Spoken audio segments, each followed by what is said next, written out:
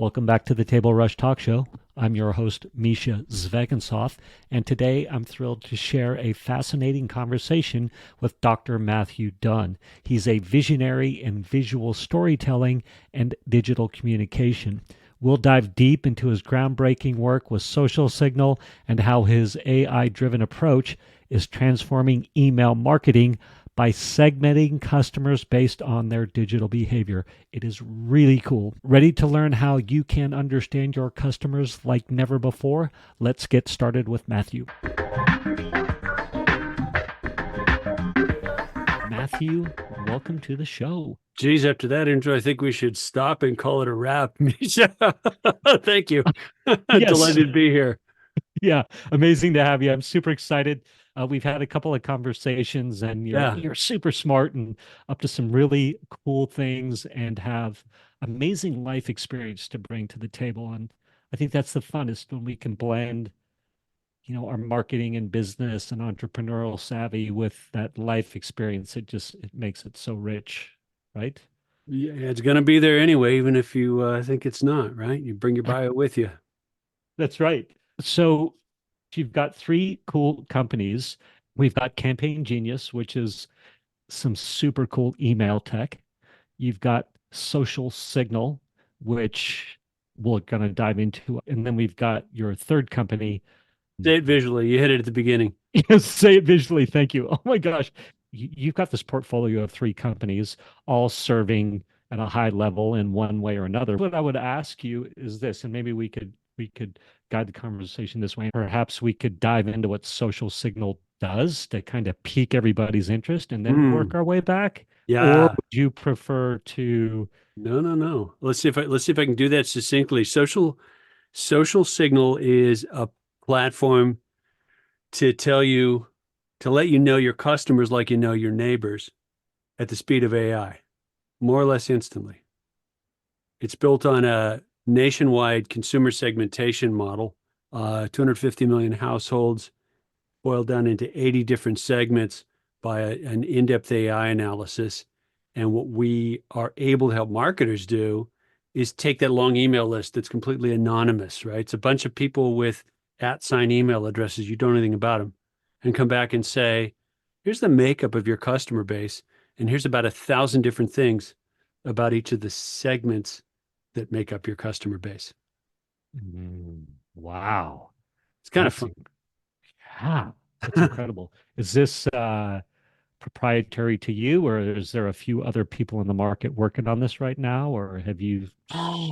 We've got data partners involved. We're the only ones doing this particular approach to segmentation in, gosh, is it fair to call marketing a market in digital marketing as a market for services? I mean, basic attention. Let's dive into it a little bit. I don't think first-party data, which is the more or less conventional approach to understanding consumers now, I don't think it works.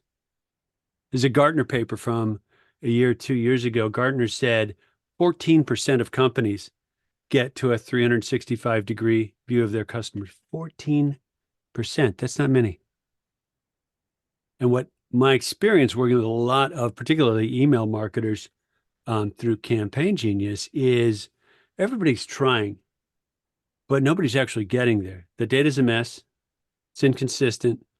And trying to get an understanding of your customer based on just your interactions with them is like watching the train go by through a slit in the fence, right? Like you're seeing a little bit of it, but it's certainly not the whole picture. And by the time you actually build up a decent picture of someone, they're probably unsubscribed and churned out. So you're starting all over again with this week or this month's batch of signups. So that try to accumulate enough private data, I think, is a very busted approach. And I that may be a little bit of a controversial opinion because there's a whole lot of companies in that business. I wish them all success. I also think it conflicts with privacy laws and our increasing taste for more and better privacy. I don't necessarily want you to know a bunch of stuff about me individually, even though I may want to do business with you. So let me see if I can recap what you said. Hmm. So first off, social signal is taking um uh gosh, my brain is fuzzy today. I apologize. It's taking a massive demographic and psychographic uh, data. Deeper than that. And here's a critical distinction. Um, the term social signal is not accidental. Look, we're all packing one of these around. I'm holding up my cell phone, right? We're all packing one of these around, Yeah. and we're all at a screen of some sort most of the day. We're increasingly living in a digital space as people and as consumers, and we're sending off a signal all the time, right?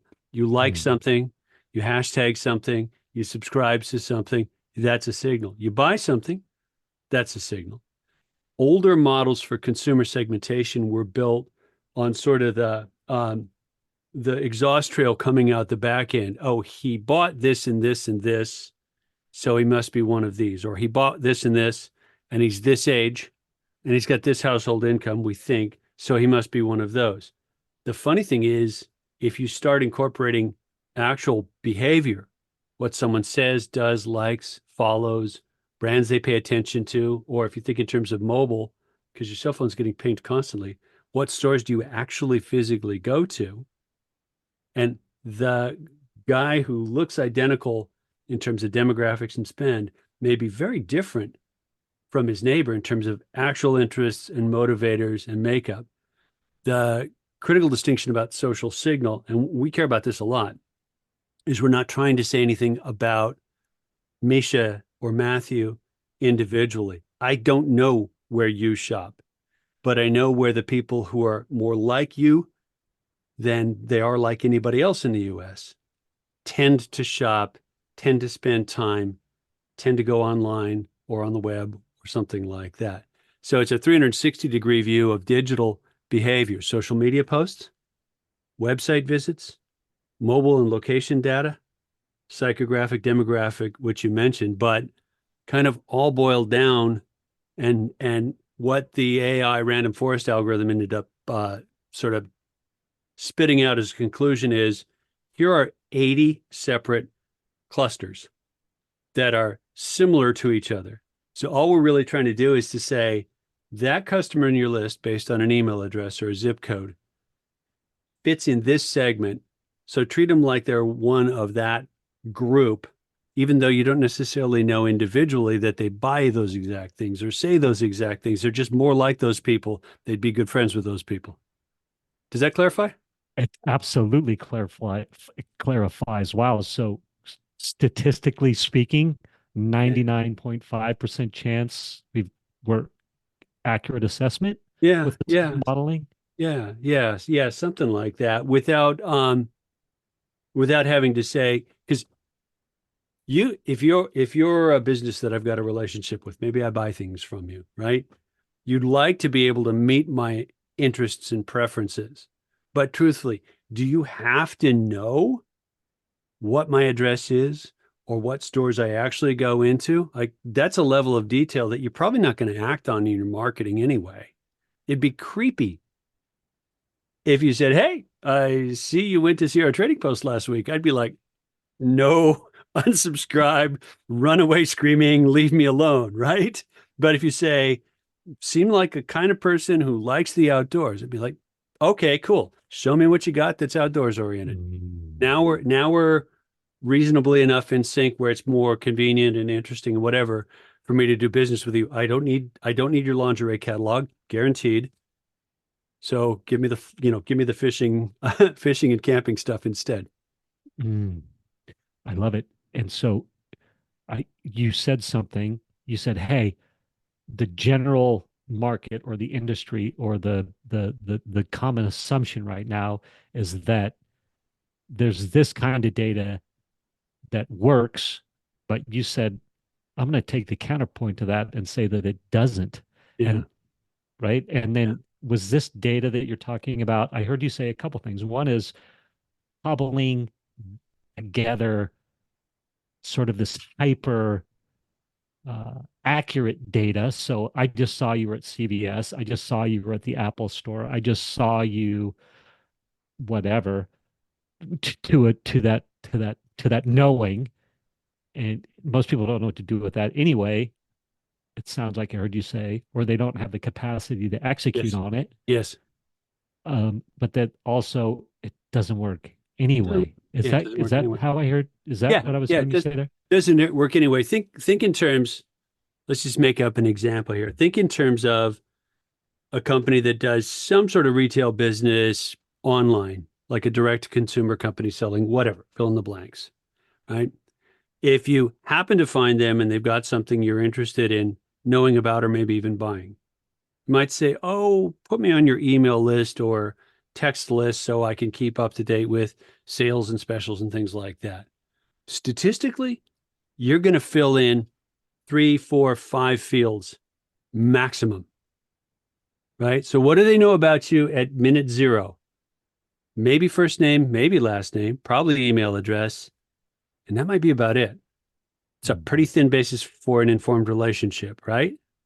Yes. If they're very good at what they do, and the bigger the company, the less likely this is to be true. If they're very good at what they do, they'll actually say, huh, if Misha starts buying things, let's try and understand Misha better based on what he buys so that we're more accurate in terms of what we tell him about, what we offer him, how often we talk with him, etc.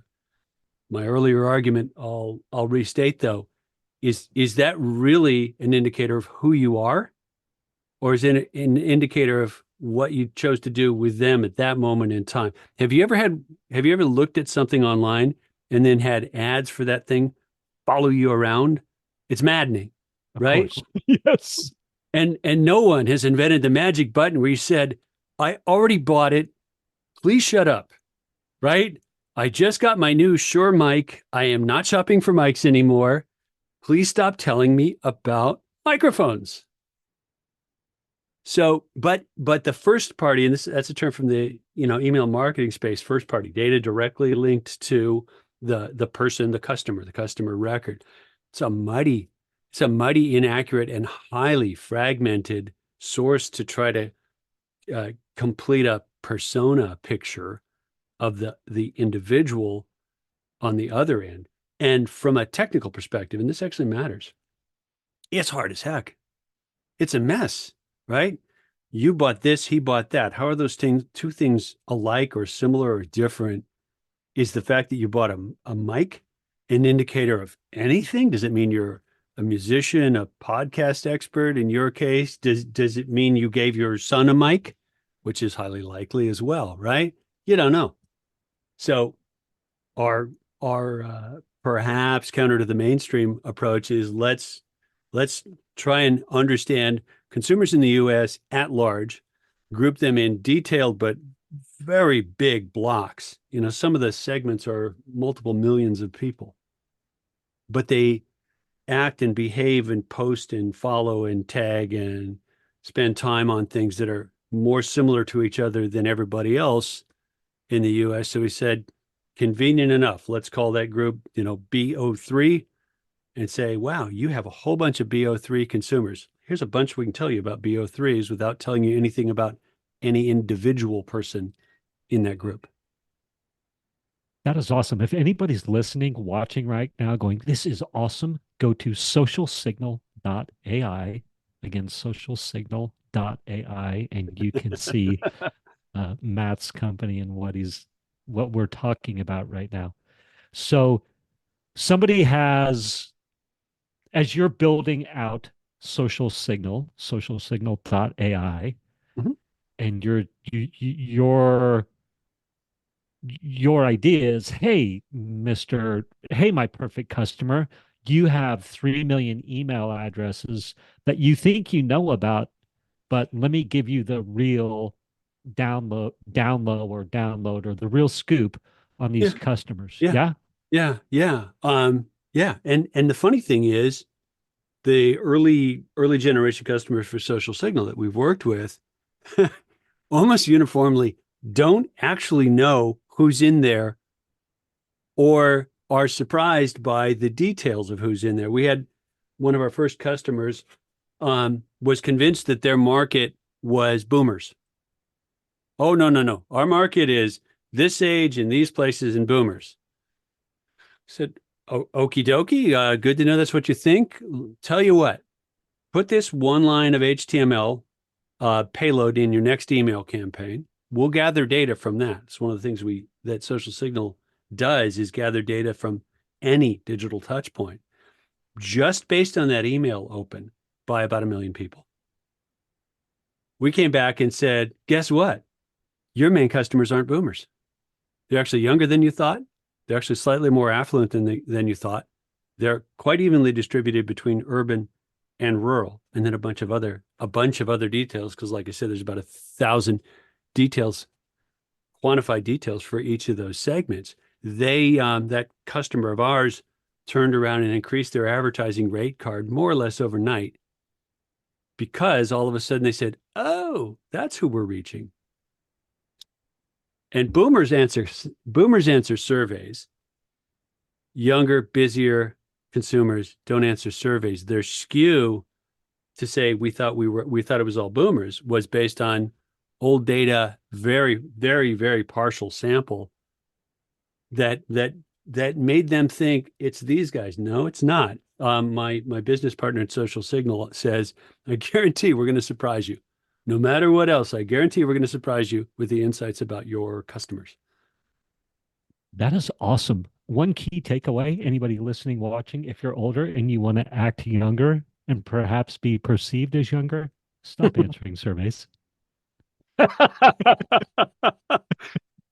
I'm throwing that stack away as soon as we're done. There you go. Even web surveys, right? You get a web survey, an email like, no, right? Partially because if you go through it, that means you're going to get just more emails or more text because you bothered to do them the favor of answering questions. Yes. So you said this customer of yours, this one of the V1 or round one Yeah. customers, they thought their market was boomers. Turns out, hey, no, they're younger, more affluent, urban and rural. Mm-hmm. Um, and so your customer was able to increase their rate card. Is that what I heard you say? Yeah, in their case, it's their primary business is an email newsletter they send to about 1 million people a day, which is pretty healthy newsletter. And they have advertisers who are interested in the attention of those consumers in email. Turns out they thought they were advertising to boomers, but the people actually opening the email, because we could match them and segment them on a number of attributes on that email open, were younger, more affluent, more mixed in terms of location, stuff like that. Awesome. Yeah, So they were able to tailor the newsletters more effectively and go to the ad buyers and say, hey, by the way, look at this data on our million email list. yeah, You want to sell, you want to do your placement here. And people were like, yes, and we'll pay you more. and we'll And pay you more. Another one of the pieces in the social signal toolkit, and this one I just find cool, for lack of a better word. We can switch the content of an email or a web page on open based on the segment of the consumer opening it. no way. Wait, I could send one email to 1,000 people and get hypothetically 80 different experiences at the end based on their consumer segment in the overall social signal model. That is freaking awesome. It's pretty fun. Like I said, it's just cool. So is this new tech, new capability, or no, it's always been Yeah, very well. email functionality, but you've just taken it to the next level, or That last part you said there, I think, is probably accurate. Email's the oldest digital channel, depending on how you want to measure, but it's certainly older than the web. Email's the oldest digital channel we use. yeah. But the technical underpinnings of email, since we made email um, text or HTML in the late 90s, is that the one piece of content in an email that is fetched on open is image content, visual. So what we did was essentially lever that and say, when we get the request for that hero image at the top of the email, check really quickly to see what segment this person fits in the social signal model and send them the hero image that the marketer picked for that segment. And if they click on it, send them to the link destination that the marketer picked for that segment. So I could send you, gear for podcasts and video, and I could send me, as I said earlier, I don't know, fly fishing and camping equipment. We'd see different things and we'd land on different pages if we clicked. So are you able to show the effectiveness of this? So your return on investment on your email send or whatever was X and now it's 2X, or your average cart values are more, or all these sorts of things? Truthfully, this is so early in the market. I mean, the baby we're talking about is a bouncing couple of months old. Um, and I think it's a daunting enough shift in capability for marketers that we're kind of hunting and waiting for an early customer for social signal who says, I'll go for it. I'll try it. I'll use it. Email marketers, wonderful tribe of people, but they are perpetually overworked, under the gun, have too many tabs open, have too many systems involved. Like they just can't get to yet another thing. And I'm 100% sympathetic. Yeah. Yeah. Yes. So so are you monetizing social signal yet? Are you have Oh, yeah, yeah. and Yeah. I want to Yeah. ask this. Yeah, And okay, good. customers. Absolutely. Yeah, Yeah. yeah, paying Yeah. Absolutely. customers. Yeah. Yeah. And what are some wins? Or give me a profile of your customers, or who if the perfect, oh, go ahead. Yeah, if the perfect customer shows up, Yeah. the funny thing, and you've gone through this as well. The funny thing about a startup is an idea in search of its business model in the market, right? So pretty well fleshed out idea with a heck of an investment in technology under it. But we've got like multiple stages along the way, discussions going with everything from email platform companies to AI content companies to brands to e-commerce platforms. It kind of sucks that this is so broadly applicable. So we've got to smack ourselves around and say, focus. We're we're still trying to listen to the market and say, like, who wants to be first in line so that we can keep the lights on and keep the servers and clouds running and get better at what they need, and then we'll start branching out from there. But honestly, I don't quite know who the most avid customers for this particular service are going to be yet. We thought it was brands like that. That's where we headed, e-commerce specifically, because it seems like kind of a natural marriage, right? Purely digital consumers. And that's looking really promising. But these laterals, partially because the marketplace is in quite a bit of turmoil, digital marketing marketplace is in quite a bit of turmoil because we've got a new buzzword to obsess over, AI. And it's kind of like everything just got chucked up in the air. I haven't seen this kind of energy since the dot-com boom. Mm. And it's fun. It's great. There'll be some good stuff out of it, but it's messy right now. Mm. And you've got stodgy brands who kind of have carte blanche to go look for something cool in AI because their CEO read an article on an airplane. You've got vendors with ridiculous amount of capital from a VC or a private equity firm who are hitting the market and they're going, oh crap, we didn't think about that. Like we had one tech vendor we're talking with about a potential partnership. They're using generative AI to create content. Doesn't sound like a surprise, but they're realizing that their customers don't actually know enough about their consumers to tell them why to personalize. oh, we've got this email address with an @ sign in it. That actually doesn't tell me anything at all. Do I choose A, B, C, D, or E? If I don't have any data to make that choice from, what's the point of the generative stuff? Yeah. Yeah. Kind of Yeah, a you're fun just moment. throwing spaghetti at the wall, right? Throwing spaghetti at Like the wall. it's Yeah, yeah. yeah. We'll see. Well, go ahead, go. No, we'll see. I'm not Oh, quite we'll sure. see. I'm not sure where the Eagle's going to land yet. Yeah, this is really cool. I guess well, you said newsletter. It seems like newsletter providers is that That'd be a great market.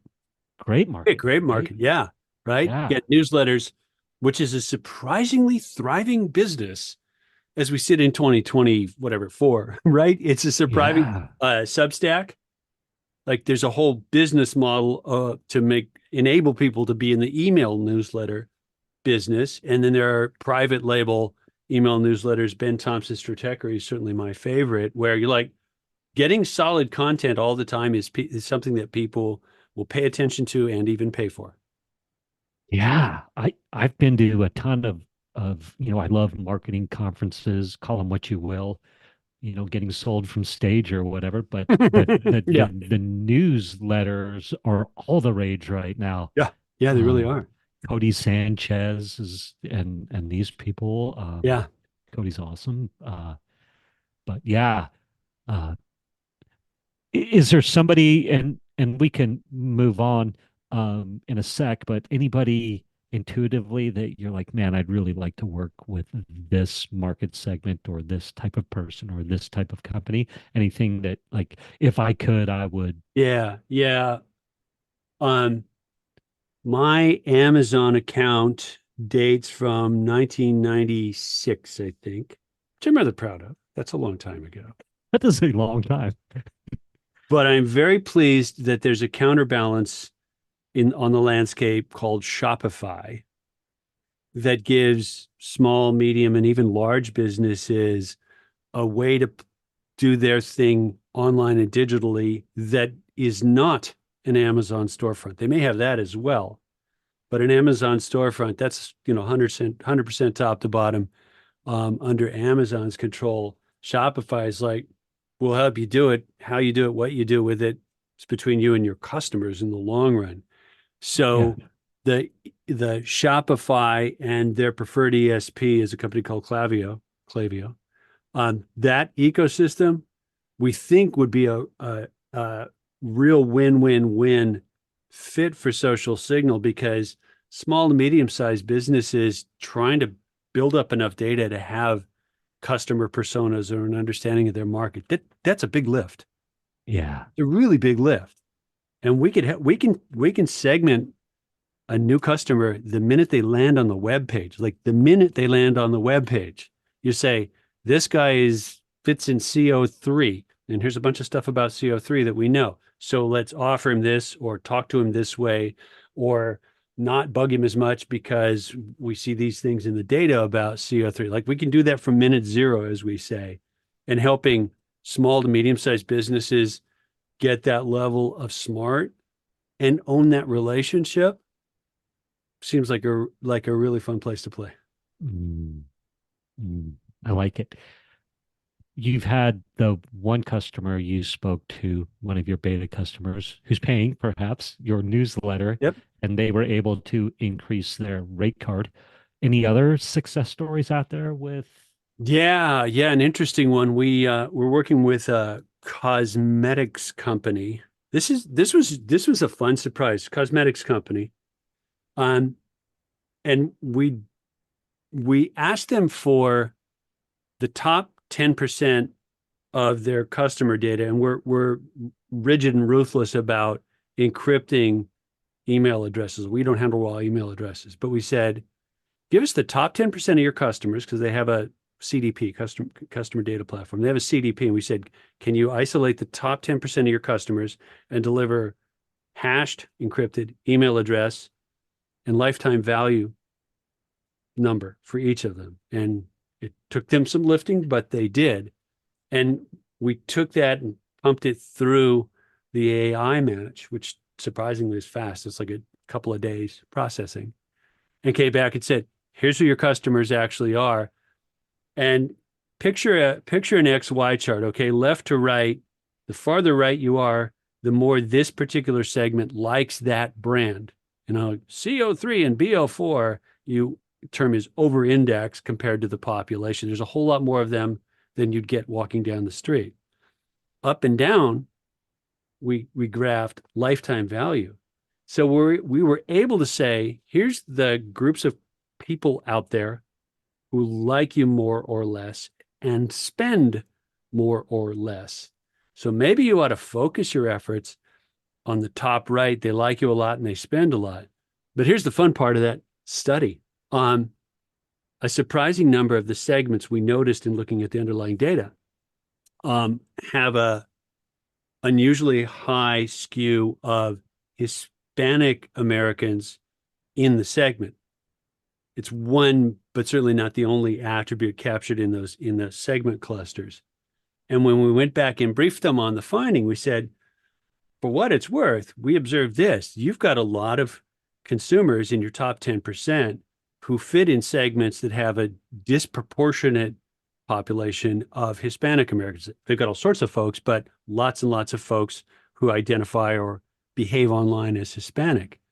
And they said, oh, yeah, our chief marketing officer, 4 years ago, thought that was a great segment for the brand and worked really hard to grow that particular part of our customer base. And there it was in the data and the behavior live. And we, seeing it actually come through the model and match what they were trying to do as a business was cool. If we were able to say, well, maybe you ought to focus on them. I don't know. You think an email that actually had the matching language would be a good idea? Oh my gosh. Right? Simple as that. Simple as that. Which Simple we could as do dynamically, by the way. We could switch between English and Spanish dynamically, but leave that aside.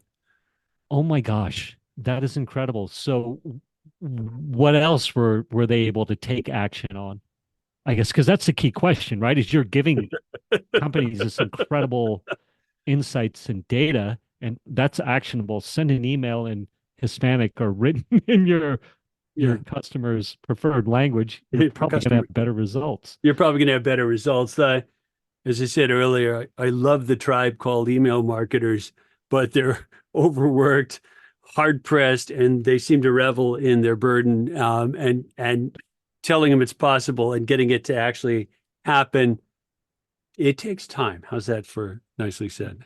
Yeah, yeah. You're like, can I just take over your email? So getting people to take action on these incredible insights is one thing, and it's almost like, hey, if we could take over your email servers or take over your list and show you what could be done, Yeah. would be amazing. I'm not suggesting that anybody would ever do that, a company of any size, but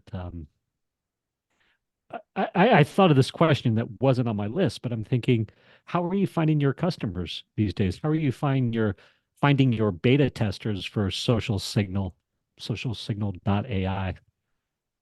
Um, Post pandemic, one of the interesting surprises is that most digital channels are so overloaded for B2B that it's tough to make them effective. You get cold email, I get cold email. We don't necessarily pay attention to it. LinkedIn outreach. Yeah, I don't think so. Right. You keep going down the list and go, it's really hard to get into the conversation with a B2B brand for a vendor of some sort, technology vendor in our case. Surprisingly, live conferences, and my business partner is a master at this. They're very effective if you're good at doing that, and he's fantastic at doing that. So he spent almost 2 weeks back to back at two different conferences in Las Vegas. My hat is off to him. I wouldn't do that. But he did it and had, 1,500 conversations and 3, 4, 5 demos a day afterwards. And he said to do another one in a couple of weeks. So far for us, aside from personal connections network, people we know, that's probably been the second most effective thing to do. Amazing. I Yeah, think in this digital age, we lose track of how powerful the face to face is. And actually, you and I like talked this. about this. Yeah, Yeah, like this. Yeah, yeah. we talked about this on your podcast, um, which is called Everybody Should Go Check It Out, The Future of Email. So, why don't we talk a little bit about how you got to this point, and we can knock out your other two companies? Yes. Sure. Uh, Trying to find out. Campaign Genius, yeah. Campaign Genius, which you mentioned. Campaign Genius is a platform for dynamic email content. A lot of the pieces I mentioned about switching content like live within email, that's lessons and technology and discoveries from multiple years of work building the Campaign Genius platform. That Campaign Genius does that kind of dynamic content across a broader, not consumer segment driven set of functions. We can switch content based on the weather where you are. We can switch content based on the language you speak. We can switch content based on the marketer changing their mind after they hit send, which is a surprisingly big deal. Based on inventory, based on price changes, something like that. So we forklifted some of the technology and more critically understanding of how the pieces work into what turned out to be the missing piece. Missing piece for Campaign Genius was, see if this sounds familiar. Most companies don't have a very coherent first party data view of their own customers. They don't have enough data to personalize with. Yeah. Yeah. So so if you have frustration, maybe that's a market opportunity. Yes. The epiphany for social signal and starting to direct resources to that. Do you Yeah. remember the day, the time frame? Was it you were in the shower, you were, I mean, having dinner with your wife, and you're like, wait a minute. I wish that's in dramatic terms, that's the inciting incident. I do not recall the inciting incident for that particular journey. It was probably a conversation with Sean, whom I mentioned, about the pieces that we were seeing in the market that we thought we could maybe put together. Mm, And I'm sure we spent well over a year of very heads down software development before we opened the doors on social signal, at least, because it's not like there's a guidebook that says, "Oh, you want to do that? Here, A, B, C, D, E." Like, we're making this up as we go along. Do you think they'd like this? I don't know. Let's try it. Let's talk to people. yeah. Yeah, Yeah. messy. Messy. What a fun place to be. You thrive in this. It's sort of your history. Yeah, I guess so. I guess so. So campaigngenius.io. I'm staring at campaigngenius.io right now. Anybody Yeah, listening, watching, we help email marketers speed up production and save budget with smart creative. And this speaks to, on open, you yeah, can, yeah. yeah, Here's a quick Campaign Genius story. I think one of the most interesting customers we've got for Campaign Genius, multi-billion-dollar company that builds homes, new homes. like a Lennar or something like that. Like that, yeah. Yeah. They realized that their email cadence, this was Campaign Genius's email focused. Their risk was that an email would go out the door, but they'd already sold out of that model of home. Big mistake, right? You're talking Big about, mistake. right? Oh, here, this is a wonderful, beautiful, $1 million house that we can't sell you. Oh, crap, right? So we started Bait and talking with switch. him. Yeah, Yeah, not bait and switch, probably just a complete lost customer, right? absolutely. Because you get Yes. emotionally married to that particular layout or something, right? Frustration, et cetera, et cetera. So long, complicated, lots of code story short, we worked with them to develop a almost up to the minute inventory based on what's on their website. So when the email is opened, it shows the homes that are available for that market. Awesome. It was cool. Yeah, they run it on a constant basis. And compared to the frustration of trying to get all of it, oh, go check the website before we hit send. Wait a minute. How would you keep up with that? The average corporate email is something like 2 weeks between we're going to do that and we hit send. That's a long that's a long time. This is a real-time world. It's a very Yeah. long time. So a more real-time cadence and solving the data and compute and performance problems of that. I think it's a better business and it's better for everybody. The email guys are probably a lot less frustrated and hopefully not as overworked. So I'm looking at your some of the customer logos you have on CampaignGenius.io, and there's some heavy hitters out there. I mean, there's some old school brand names, Mhm. we've got MetLife, Verizon, Amazon is not old school, but it feels like it almost Yeah. nowadays. At NBC, Universal, Procter and Gamble, T-Mobile, PricewaterhouseCoopers. Are you helping all these people with their email? Is that the implication there, or? They're customers in some way, shape, or form. Sometimes it's email, sometimes it's other services. I know that's a ambiguous way to put it, but the trouble with corporate customers is you have to get permission to even, Yes, say that by name. yes, and I didn't mean to put you on the spot there. No, no, I no problem. No problem. realized that what I was trying to do was say, clearly you know what you're doing and you're adept at this, and that was what I was getting to. And then but you're like, well, Yeah, kind of, I can't really speak yeah, to that too much. I've been allowed to put their logo there, yeah, but beyond that, yeah, I'm not giving away any secrets. So there was something really interesting that jumped out on the CampaignGenius.io website, and that is the MPP, and you have understand the true impact of Apple MPP, and I needed to Google that because I was like, what is this Apple MPP? And this is the Apple's mail privacy protection.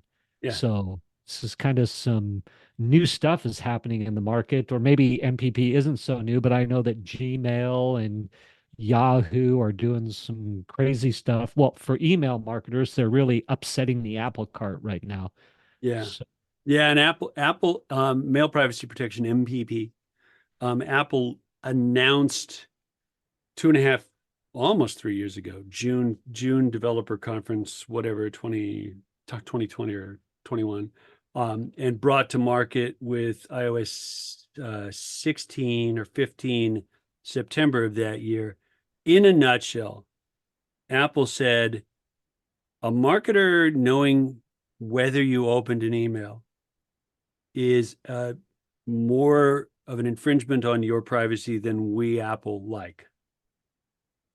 So what we will do in our email client, the Apple, starting with the iOS, the iPhone native email client, what we'll do is basically open every email, whether or not you, the user, have opened it, thereby sending a big false positive, Misha opened it, Matthew opened it, signal back to the marketing clouds that makes that particular privacy signal invalid, useless.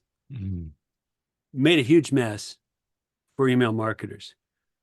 Ironically, I think they probably send more, not less now, because on if you're on someone's email list and you're using nothing but an iPhone or mostly an iPhone or half the time an iPhone, they actually don't know whether you're interested or not anymore because based on MPP, everything is opened by you. wow.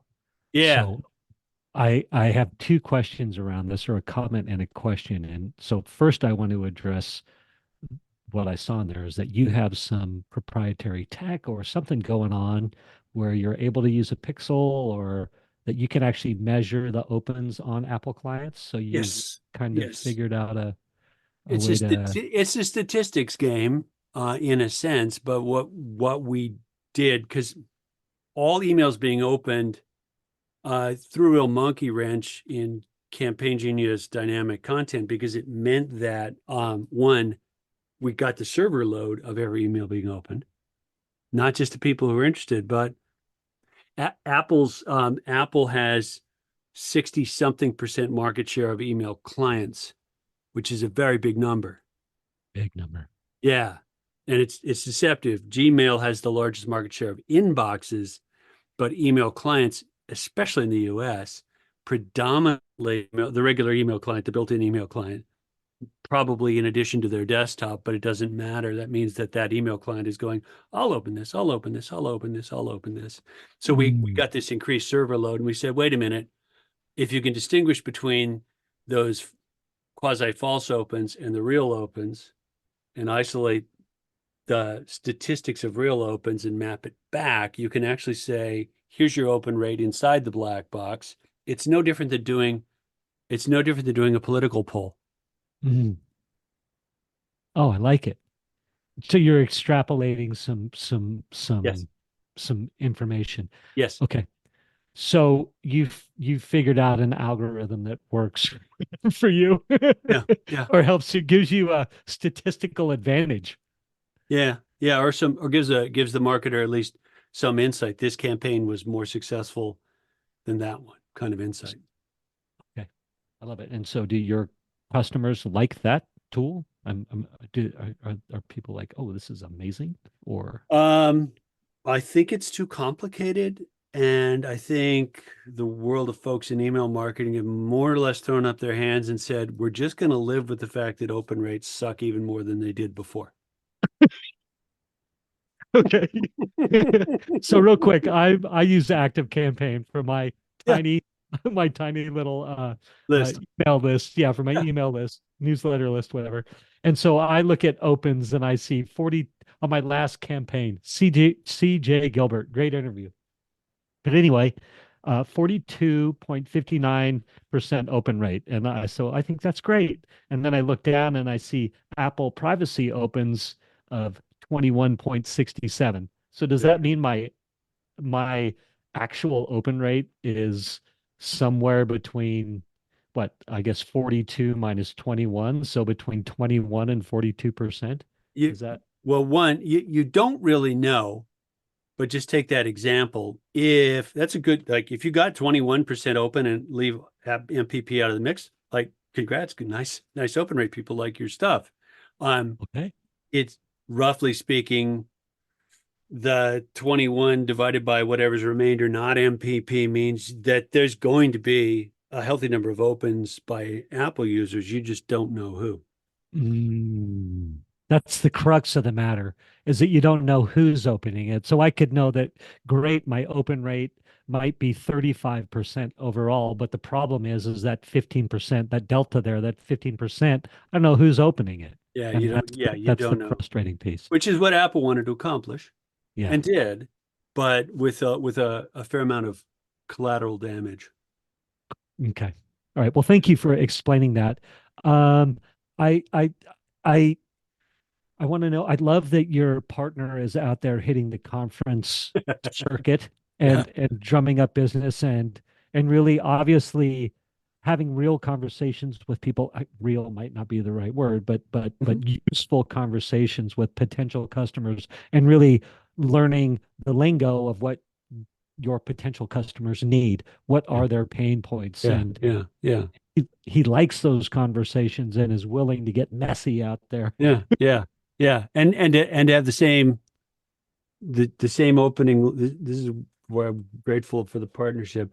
He'll say the opening line over and over the same way. I'm not so good. I'm not so interested in repeating myself. I love that. Um, okay, I have a couple final questions, and I want to be cognizant of time. And you're running. We didn't even get to talk about your third your third business, Say It Visually, which is where it all started. So it went Say It Visually to Campaign Genius to Yeah. socialsignal.ai. Yeah. Uh, Maybe we'll save that for interview number two. There you go. But what's working best for you in your business right now on a day-to-day or a week-to-week basis? First thing that comes to your head. AI, Hmm.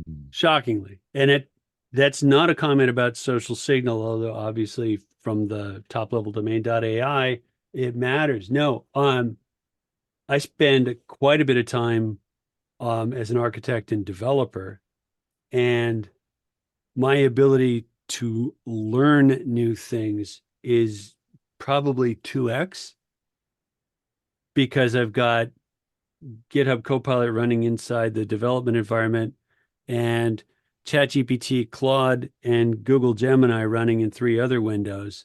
So when I don't understand how to do this, I can go probe and ask a reasonably succinct question, get a reasonably coherent answer.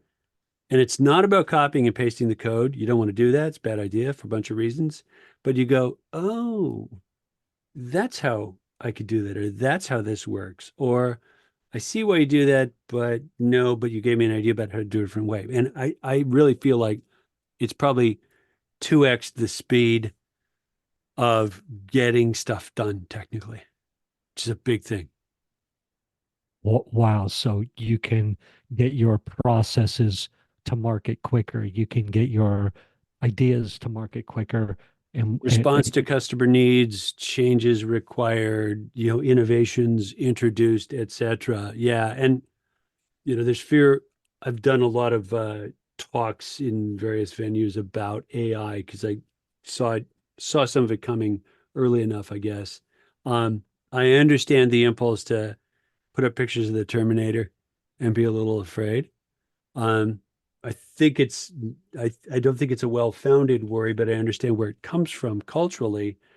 The thing is, AI is not taking jobs so much as augmenting tasks, at least for the time being. So if you can do whatever your job is better and faster and get additional task assistance from a silicon assistant, why would you not? Why would you not? And honestly, I think it makes it everything funner. Like when I embrace AI and kind of apply it to what I'm doing, I'm like, oh my gosh, you spoke to it. I'm learning faster. I'm having that Yeah. breakthrough Yes. quicker Yes. Yes. insight. It's like, this is fun. Exactly. Yeah. It's fun. And it's not friction free, and it's not without its own sort of perils. Like I, you know, I've got enough years to be okay. Let's double check the answer in the source before we say that's a valid approach, shall we? Right? And I'm a little concerned that we'll get a generation of people who just as folks used to say, well, I found it on Google, it must be true. We'll get a generation of folks who say, well, the AI said X must be true or valid or useful or the best approach. None of those are necessarily the case. Yeah. And I had this thought last night, actually. I was tossing and turning about something. I had a very exciting couple weeks. And so my brain was churning. And for whatever reason, I started going down the AI rabbit hole, and as I'm tossing and turning in a good way. And I had the thought of it's all still just garbage in, garbage out to a certain It's a extent. parrot with a statistics degree, right? I Yeah. mean, literally a coherent answer out of fill in the blanks generative AI is a language model going the most likely next word based on everything I've ingested is this one. And then the most likely word after that is this one. It reads coherent, but it's a parrot with a stats degree. Matthew, this has been so much fun. We could go on and on. I suspect Um, so, like we did at your interview. It was like, let's hang out for half an hour afterwards and keep talking. Yeah, that's cool. yes. But Um, podcast. um, is there anything I'll hit stop and inevitably Yeah. you'll go, oh, I meant to say, or I was hoping to talk about, or I wished I'd have said. Anything come into your mind? Yeah, I mean, social signal, at least, we're we're really interested in curveballs. Like someone go, hi, I heard that and I think we could do blah, blah, blah. I'm like, oh, that's freaking great. Thank you. Right. Richest input is the market. Mhm. Right. So open call to people that Open have call. listened, yeah, Yeah. and are Yeah. resonating with this conversation and the power of what social signal can potentially do. Like pick up the phone or send the email. In That's that it. vein, what's the best way for someone to get a hold of you? Oh man, I'm dating myself. Matthew at socialsignal.ai. Email is still my go-to channel. Love it. All right, I'm just typing that in. Matthew, this has been a ton of fun. I'm going to hit stop and we'll say goodbye offline. Thanks, Misha. It's been a pleasure. Thank you for listening to this episode of the Table Rush Talk Show. For resources to help you sell your stuff, go to belove.media/resources. That's belove.media/resources. And be sure to subscribe, comment, 5-star, and share. Thank you again for listening.